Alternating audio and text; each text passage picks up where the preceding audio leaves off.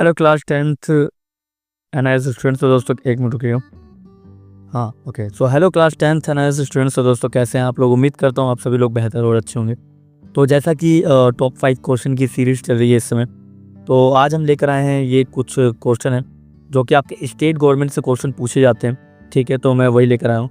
हिंदी वाले स्पेशली इसको समझ पाएंगे कि राज्य स्तर पर जो भी शासन होता है ना, उसमें से क्वेश्चन पूछे जाते हैं हर बार। तो मैं इसी में प्रॉपर इस चैप्टर पे लेकर आया हूँ। वही चैप्टर आपकी बुक में है, अगर आप देखना चाहें तो सिविक्स के अंदर आप देख सकते हैं। 3rd या 4th चैप्टर है, आप एक बार देख लीजिएगा। तो फिलहाल हमारे सामने जो क्वेश्चन है वो इस तरह से है। पहला है, राज्य सरकार की प्रमुख शक्तियाँ और जिम्मेदारियाँ क्या हैं? और इंग्लिश में अगर मैं इसे पूछूँ या बोलूँ तो what are the key powers and responsibility of the state government. ठीक है, तो कुल मिला के पूछ रहा है कि राज्य सरकार की प्रमुख शक्तियाँ और जिम्मेदारियाँ क्या हैं। ठीक है, तो राज्य सरकार की शक्तियाँ क्या होती है, पावर क्या होती है और रिस्पॉन्सिबिलिटी क्या होती है, इस पर अगर हम बात करें तो सबसे पहले तो कि किसी भी राज्य के अंदर कानून व्यवस्था होती है और उसको सुलभ और अच्छा बनाने के लिए सबसे बड़ी रिस्पॉन्सिबिलिटी राज्य सरकार को निभानी पड़ती है। आज फॉर एग्जांपल अगर दिल्ली में कोई केस होता है या किसी भी तरह की कानून व्यवस्था खराब होती है, तो उसका जो रिस्पॉन्सिबल होगा वो राज्य सरकार होगी। ठीक है, इसके बाद आता है शिक्षा, स्वास्थ्य और बुनियादी ढांचे का प्रबंधन करना भी इन्हीं का काम होता है। यानी एजुकेशन एंड हेल्थ पे और बेसिक इंफ्रास्ट्रक्चर जो होता है उसके मैनेजमेंट का जो काम होता है वो किसका होता है? गवर्नमेंट का होता है, वो भी स्टेट गवर्नमेंट का, ना कि सेंट्रल गवर्नमेंट का। ठीक है, हाँ सेंट्रल गवर्नमेंट अपना एक फ़ंड देती है। ठीक है, एक फ़ंड देती है सेंट्रल गवर्नमेंट जो कि उसे बेहतर कर सके। ठीक है, जैसा आपने देखा होगा ना, हरियाणा को इतना फ़ंड मिलता है सेंट्रल गवर्नमेंट की तरफ से और स्टेट की तरफ से इतना मिलता है, तो ऐसे करके ना इन पर लिया जाता है। एंड 4th पॉइंट होता है कृषि और स्थानीय प्रशासन पर नियंत्रण।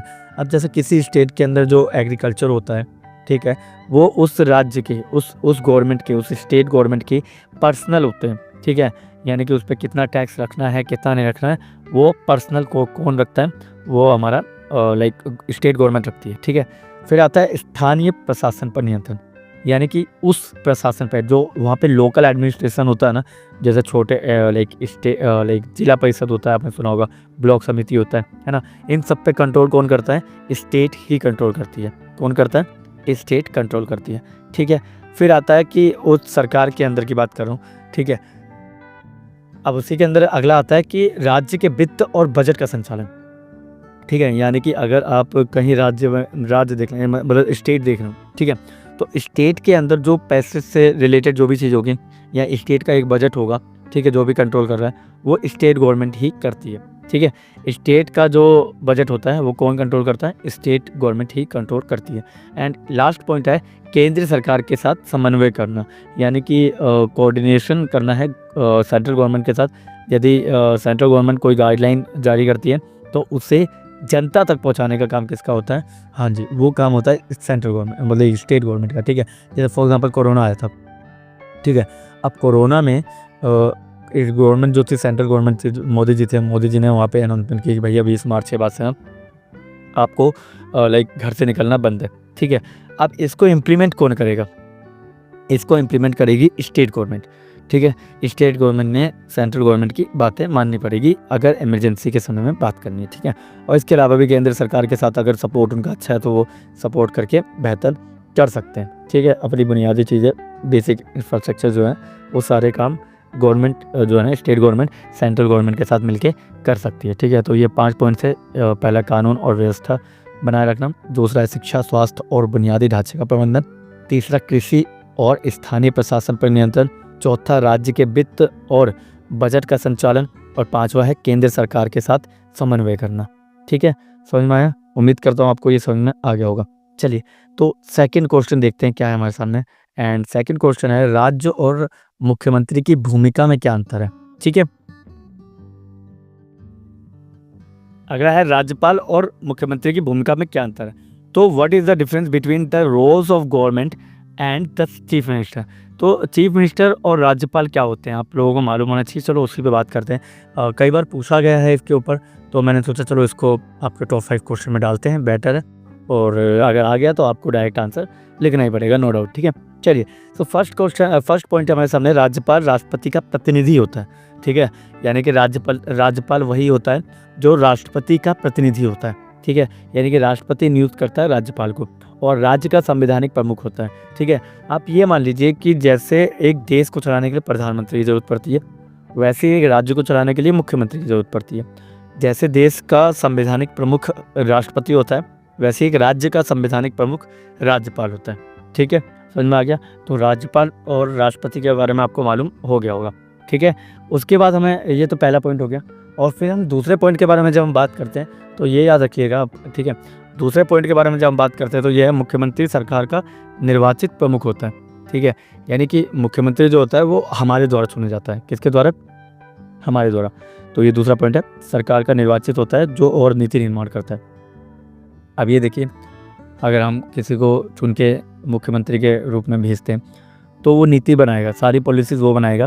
ठीक है, राज्यपाल का उसके अंदर कोई इंटरफेरेंस नहीं होगा। ठीक है, राज्यपाल अपना सिर्फ संविधान को बचाएगा, यानी कि स्टेट के अंदर संविधान व्यवस्था अगर ख़राब हो रही है तो उसका काम है वो संभालेगा, ना कि कोई और संभालेगा। ठीक है, तो मुख्यमंत्री के ऊपर जो होता है ना, मुख्यमंत्री के ऊपर नहीं कह सकते, मुख्यमंत्री के साथ में जो होता है ना वो राज्यपाल ही होता है। कौन होता है?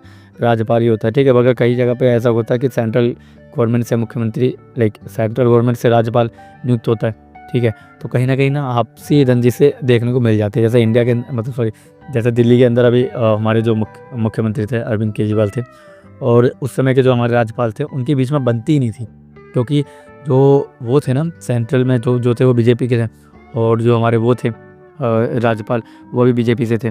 तो इसीलिए कहीं ना कहीं प्रॉब्लम होती है। ठीक है, तो यही देखने को मिलता है। बाकी राज्यपाल और राज्य मुख्यमंत्री की एक अलग भूमिका होती है। ठीक है, जिसमें हम जानते हैं कि राज्यपाल मुख्यमंत्री को नियुक्त करता है। ठीक है, राज्यपाल जो होता है वही मुख्यमंत्री को क्या दिलाता है? शपथ दिलाता है। ठीक है, राज्यपाल ही मुख्यमंत्री को क्या दिलाता है? शपथ दिलाता है। ठीक है, समझ में आ गया? शपथ दिलाता है।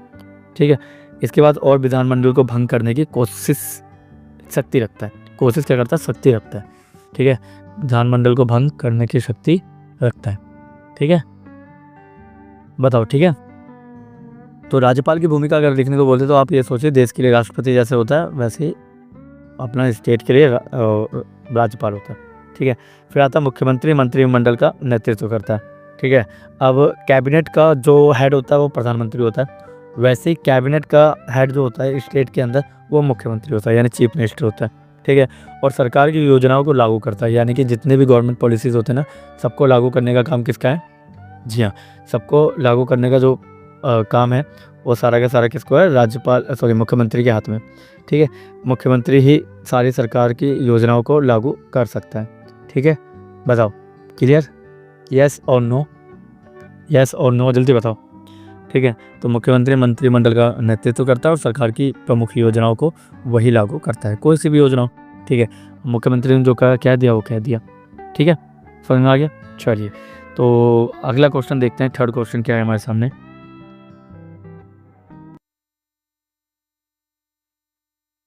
अगला इंपॉर्टेंट क्वेश्चन आ गया थर्ड, ये भी पेपर में आया हुआ था पिछली बार, और ये जो है हमारे सामने, इसमें देखो आप क्या लिखा है। इसमें लिखा हुआ है कि राज्य विधानसभा और विधान परिषद में क्या अंतर है। ठीक है, राज्य विधानसभा और विधान परिषद में क्या अंतर है, ये आपसे पूछा गया था। ठीक है, तो जानते हैं इसके बारे में क्या है। तो लिखा, इंग्लिश में बोलूँ तो में लिखा हुआ है, what is the difference between the state legislative assembly and the legislative council. ठीक है, तो आपको लेजिस्लेटिव असेंबली और लेजिस्लेटिव काउंसिल के बारे में बताना है। तो पहले तो विधानसभा के बारे में बात करते हैं।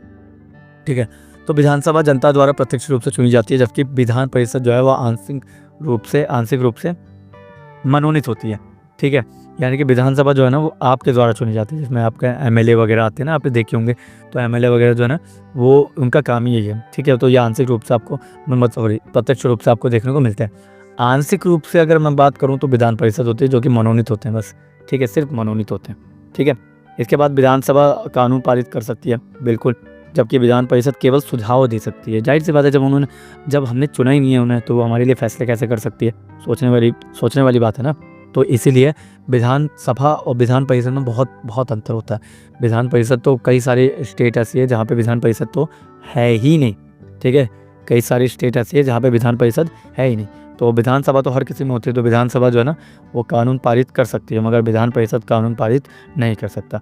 सभी राज्यों में विधानसभा होती है, लेकिन विधान परिषद केवल कुछ राज्यों में होती है। और ये मैंने अभी जस्ट बात की थी कि विधान परिषद जो है वो कुछ राज्यों में होती है और विधानसभा सभी राज्यों में होती है। ठीक है, बताओ क्लियर, यस और नो? बताओ क्लियर ना? चलो, तो अगला 4th क्वेश्चन आता है हमारे सामने, राज्य सरकार को राजस्व कैसे प्राप्त होता है, यानी कि how does the state government generate revenue. अब हम सोचेंगे यार एक बार बताओ, चलो हमने जितना भी पैसा दिया ज़्यादातर सेंट्रल के पास जा रहा है, सेंट्रल के अलावा अगर हम स्टेट के बारे में बात करें तो स्टेट को पैसा कहाँ से आता है, तो उसके ऊपर बात करते हैं। ठीक है, तो स्टेट के ऊपर जब हम बात करते हैं तो याद रखना, राज्य कर जैसे वैट, उत्पाद शुल्क या संपत्ति कर, यानी कि वैट तो इंग्लिश में वैट ही लिखना, ऐसे करके वैट लिख देना। वैट टैक्स होता है, ठीक है, जीएसटी होता है, जीएसटी के अंदर भी सीजीएसटी, एसजीएसटी आपने सुना होगा। ठीक है, तो कई सारे जीएसटी के अंदर ही फॉर्म होते हैं। इसके अलावा इनकम टैक्स भी होता है, संपत्ति कर में आपका प्रॉपर्टी टैक्स भी होता है, तो ये सब कुछ भी इनके पास आता है। इसके अलावा केंद्र सरकार से भी इनको पैसा मिलता है, अनुदान या करके करों में हिस्सेदारी मिलती है। फिर ट्रांसपोर्ट में पैसा मिलता है, ट्रांसपोर्ट जो भी चलते हैं उसकी तरफ से भी पैसा इनके पास आता है। कोई रजिस्ट्रेशन करवाना हो तो उसके लिए मिलता है, स्टैंप वगैरह हो गया, और भी कई सारी इनकम होती है। ये सारी इनकम इसके अंदर मेन है। ठीक है, एंड लास्ट पॉइंट है, राज्य के स्वामित्व वाले उद्योगों और सेवाओं से लाभ मिलता है। ठीक है, यानी कि राज्य का कंट्रोल जिन भी फैक्ट्रीज़ पे है या फिर जिन भी कंपनीज़ पे हैं उनकी तरफ से भी टैक्स वगैरह इनको बहुत सारा मिलता है। ठीक है, समझ में आ गया। बहुत सारे ऐसे प्रोडक्ट्स भी है जो इनको पर्सनल देते हैं। ठीक है, और लाइक पैसे वगैरह जो है ना, बहुत सारे प्रोडक्ट भी आपको देखने को मिलेंगे। ठीक है, क्लियर? बताओ यस और नो। चलिए 5th क्वेश्चन देखते हैं क्या है हमारे सामने। 5th question and the last question of this evening. चलो लास्ट क्वेश्चन है भाई, लास्ट क्वेश्चन हमारे सामने, राज्य सरकार में पारदर्शिता और जवाबदेही कैसे सुनिश्चित की जाती है। How is transparency and accountability ensured in the state government. ठीक है, तो राज्य सरकार में पारदर्शिता का मतलब क्या है, पहले तो ये आप सोचिए कि राज्य सरकार में पारदर्शिता का मतलब क्या है। ठीक है, और जवाबदेही कैसे सुनिश्चित की जाती है इसमें। तो भाई राज्य सरकार कहती है हमेशा आरटीआई डालो। आरटीआई मतलब क्या होता है? आरटीआई मतलब होता है सूचना का अधिकार। यदि आपको गवर्नमेंट से कुछ चाहिए, कोई सूचना अगर देनी है गवर्नमेंट को, तो वो राज्य सरकार के अंडर में आएगी, जिसे हम आरटीआई बोल सकते हैं। ठीक है, आपको राइट टू इन्फॉर्मेशन आपने सुना होगा, राइट टू इन्फॉर्मेशन हमारा एक मौलिक अधिकार है और हमें सब कुछ जानने का हक है। अब इसे यूज़ कैसे करते हैं, बड़ा सवाल। चलिए मैं बताता हूँ। अगर कोई गवर्नमेंट जॉब का फॉर्म निकला किसी स्टेट में, तो ऐसा तो नहीं है ना कि वो निकालेंगे नहीं फॉर्म, बस 4-5 लोग अंदर ही अंदर क्या दे देंगे नौकरी, ऐसा हो सकता है क्या? नहीं ना।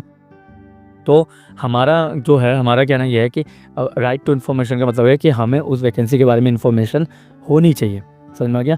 हमें उस चीज़ की इन्फॉर्मेशन होनी चाहिए। ठीक है, राइट टू इन्फॉर्मेशन का मतलब ये होता है। चलिए, तो सूचना का अधिकार यानी आरटीआई अधिनियम लागू करना, ये पहला पॉइंट आता है। दूसरा आता है लोकायुक्त सतर्कता आयोग की नीति।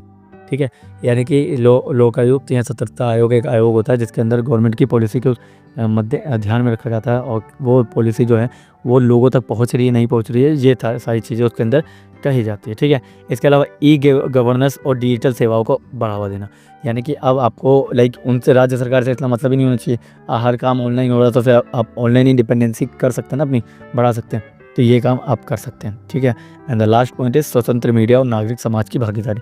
तो हमें उन मीडिया वालों को फॉलो करना चाहिए जो स्वतंत्र रूप से कार्य करती है। ठीक है, जो किसी के प्रेशर में नहीं कर रही, किसी के सपोर्ट में नहीं कर रही, किसी के पैसे लेकर नहीं कर रही, क्योंकि आजकल तो मीडिया भी बिक जाती है, बहुत सारी जाती हैं। तो ऐसे काम भी हमें देखने को मिलता है कि राज्य सरकार के बारे में जानने के लिए हमें मीडिया पे भी क्या होता है, डिपेंडेंसी होती है। ठीक है, और नागरिक की समाज में भी भागीदारी होनी चाहिए। नागरिक को पता होना चाहिए कि हम उनके जो स्टेट में गवर्नमेंट है वो किस तरह बनी है, क्या उसकी ट्रांसपेरेंसी है, बहुत सारी चीज़ें आपको यहाँ पे फॉलो करनी पड़ेगी। ठीक है, और इस तरह से आप जवाबदेही हो सकती है राज्य सरकार किसी भी समाज के लिए। ठीक है, समझ में आ गया। अगला है ये इसी के अंदर लास्ट पॉइंट है, ये प्रश्न राज्य सरकार के प्रशासन कार्य और जवाबदेही से जुड़े हुए प्रश्न हैं जो कि बहुत इंपॉर्टेंट पेपर में आते हैं। ठीक है, चलो तो आज के लिए बस इतना ही। बहुत अच्छे क्वेश्चन थे। अगर आपको पीडीएफ चाहिए तो आपको पता है क्या करना है, पता है, तो यहाँ कॉर्नर में आप मैसेज नंबर पे कर सकते हैं। बाकी मैं फिर से कह रहा हूँ, अप्रैल ज़्यादा दूर नहीं है, सिर्फ मेरे ख्याल से 15-20 दिन रह गए। 20 दिन बाद आपकी डेट शीट वगैरह आ जाएगी। फिलहाल आपके प्रैक्टिकल्स चल रहे हैं। ठीक है, तो आपको तो समय शुरू हो चुका है, और अब इस समय में आपको अपनी तैयारी कैसे करनी है वो आप लोगों को डिसाइड करनी है। बाकी मिलते हैं किसी और वीडियो में, तब तक के लिए थैंक यू और धन्यवाद।